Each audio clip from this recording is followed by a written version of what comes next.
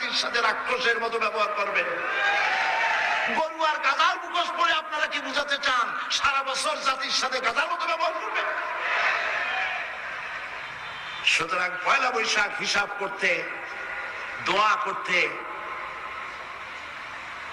হিসাব করা, দোয়া করা, নতুন বর্ষের উদ্বোধন করা কোনো নিষেধ নাই।